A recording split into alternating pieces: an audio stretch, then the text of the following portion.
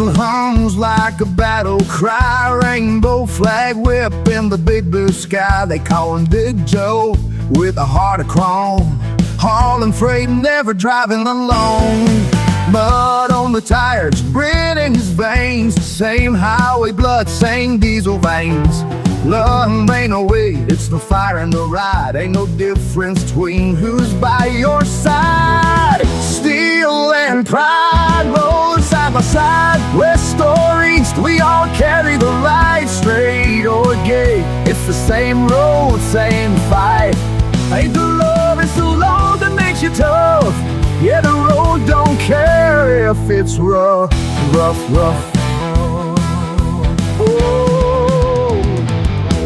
Cowboy hat or a leather cuff, rainbow sticker or a rig built tough.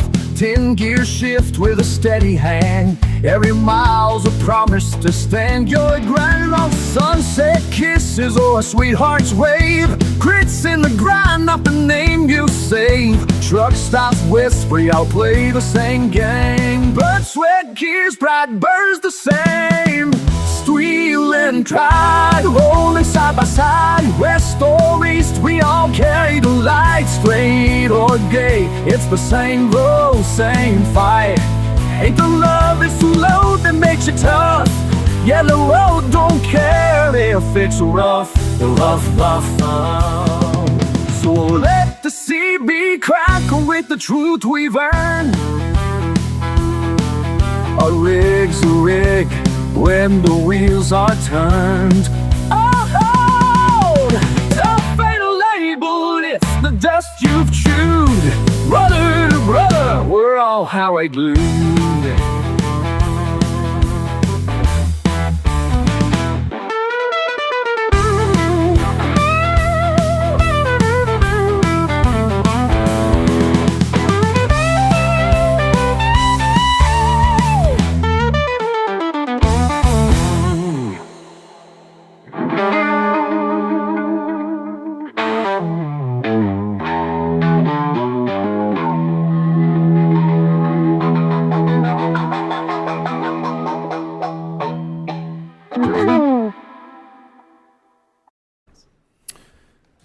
Madam Chair Fox, Ranking Member Scott, and members of the committee, thank you for the opportunity to testify today on behalf of the ATA. For 90 years, the ATA has represented an industry that today employs nearly 8 million of the hardest working men and women in America. That's 1 in 18 jobs, where 1 of the top 5 jobs in 29 states is trucking related. Their husbands, their wives, their moms, their dads, their family members, and they're behind the wheel of every truck you see today. Throughout COVID, the global pandemic, our drivers continued to climb into their cabs, delivering not only milk, eggs, toilet paper, and fuel, but PPE, test kits, and life-saving medications, including the vaccine itself. Our workforce shouldered this responsibility with the fortitude that being essential demands. And America was grateful, with billboards in cornfields to banners hanging off overpasses, all thanking a trucker. Our members, large, medium, and small businesses, have presence in every state and congressional district in the country. More than 80% of U.S. communities rely exclusively on trucking to meet their daily needs. Trucks now move more than 70% of our country's domestic freight, as well as 73% of USMCA freight, making trade and trucking synonymous. Over the next decade, trucks will be tasked with moving 2.4 billion more tons of freight than they do today. For that to happen, we must continue to put safety and our workforce first. Today, the trucking industry invests more than $10 billion annually in safety, education, and employee development. And as innovation continues to shape our industry, the experience needed to operate and service our equipment will further benefit our workforce, both in terms of skill and competition. This is a good story, one we at ATA like sharing. Our workforce is committed to making a difference. To that end, our written testimony submits 4 recommendations for your consideration. First, we need to shore up the growing shortage of talent, most notably 78,000 drivers and 41,000 technicians.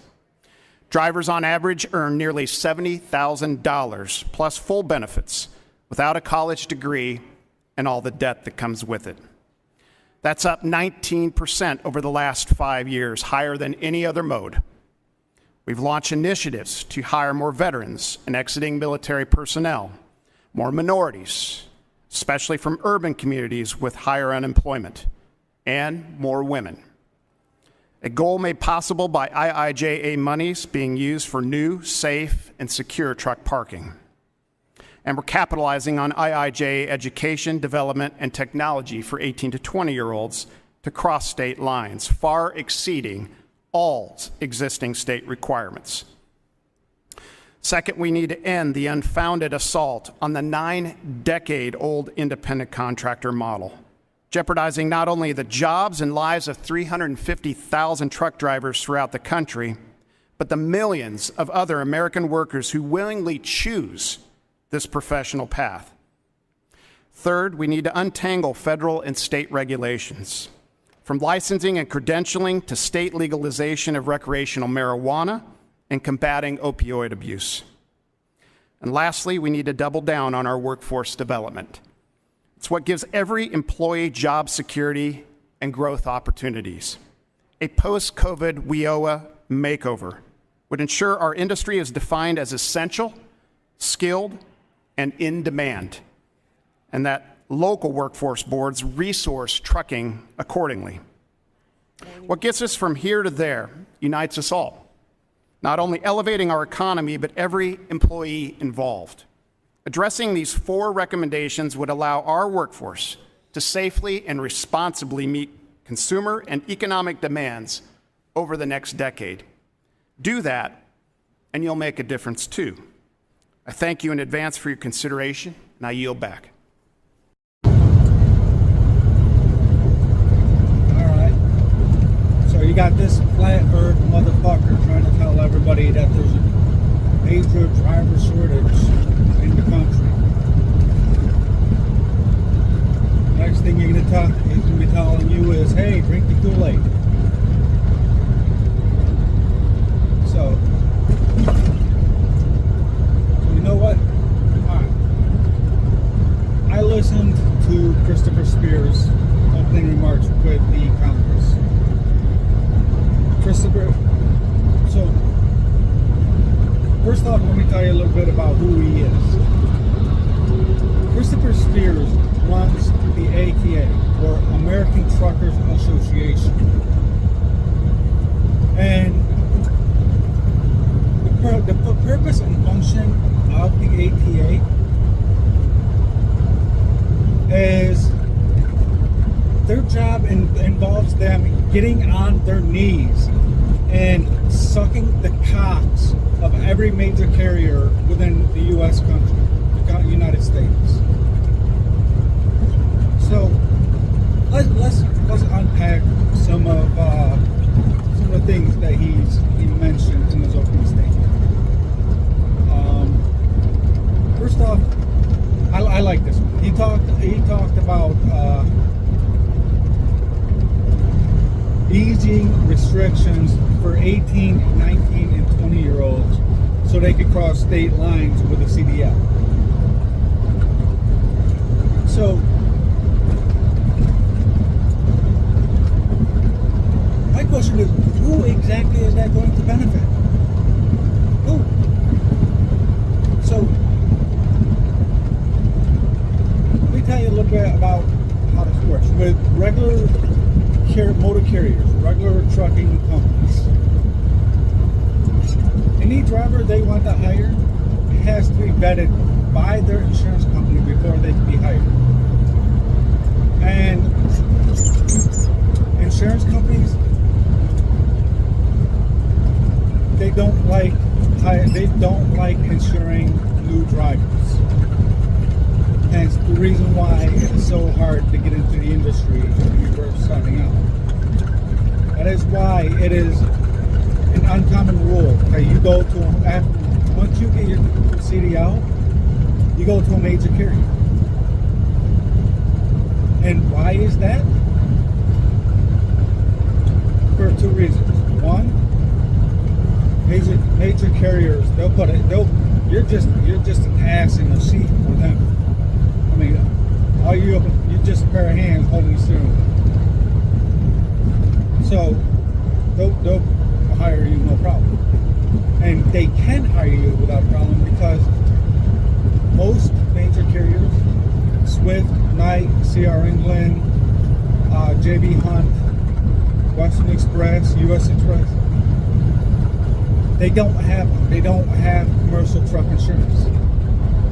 They're what's called self-insured. So they don't have to deal with insurance getting prior approval from an insurance company because they don't work. They are big enough that they can provide their own coverage, so they can hire whoever they want. So who benefits from putting a bunch of 18-year-olds in trucks? Major carriers. Now, so Christopher Spears, he keeps preaching about this major driver shortage. And yeah, he's catering to mega carriers. That is who the ATA caters to, mega carriers. So who benefits from this whole driver shortage thing? The major carriers. And who has the biggest driver retention issue within the trucking industry? Major carriers. So they're pushing to get more asses in the seats, and they want to bring in 18, 19, 20-year-olds to start driving these big rigs because they don't want to give drivers fair compensation. So let's talk about the fair compensation part, because he claimed that there was a 19% increase. 19% increase in a driver's wages, which means we are making 19% more money than we used to. Where's my 19%? Where's my pay increase? Because I haven't seen it. So, and then he quotes the number, he quotes an average annual salary for a truck driver being $70,000 a year. $70,000 a year. That sounds pretty good for any job. And it does. But let's break that number down. So we'll take an average $70,000 salary for a regular employee working 40 hours a week. So if you're working 40 hours a week, you're making $70,000 a year. Your hourly pay, you're making about $33 an hour. That's pretty good, right? But wait, truck drivers don't work 40 hours a week. An average truck driver will drive 70 hours a week, which means his hourly worth is about $19.23 an hour. But it goes further than that. Because truck drivers work 14 hours a day. That includes driving and non-driving functions, such as paperwork, pre-trip inspections, loading and unloading, dealing with brokers, dealing with dispatch, all the functions of being a truck driver. We work 14 hours a week, 14-hour a day shift, which means our hourly worth is about $13.74. That is what a truck driver makes per hour in the United States. So you tell me, what is minimum wage in your state? Because in New York, it's a lot higher than $13. So my question is, you tell me, are truck drivers getting fair compensation for their profession? drivers who spend 3 weeks on the road just to be able to take a 4-day break, just to be able to come home for 4 days, and then go back on the road for another 3 weeks. That is the life of a company driver. Now, you tell me, is $13 an hour fair compensation for a company truck driver? So, Christopher Spears likes to put out that number, 19%. 19% increase in driver wages. Like, it's a proud number, but it's not.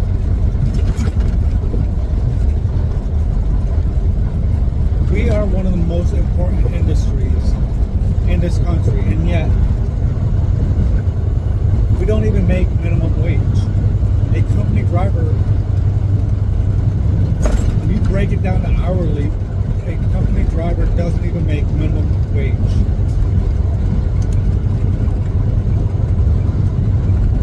And 14 hours a day, that's not even a true number for a driver's work hours.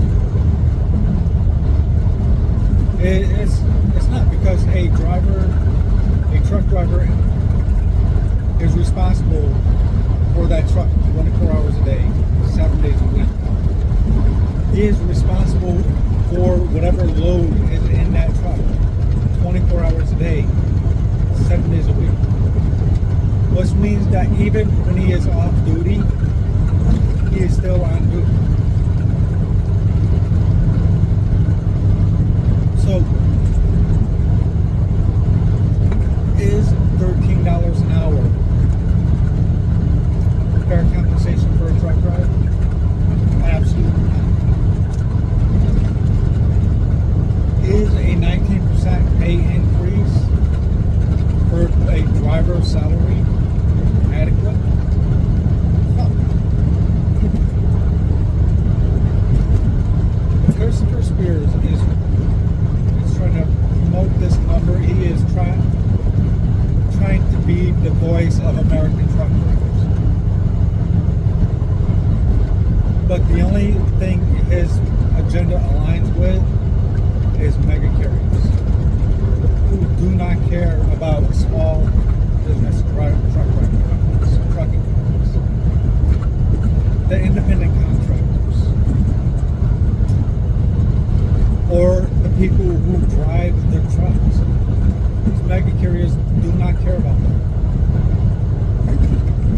So Christopher Spears does not care about truck drivers. He does not make money. He does not want to make trucking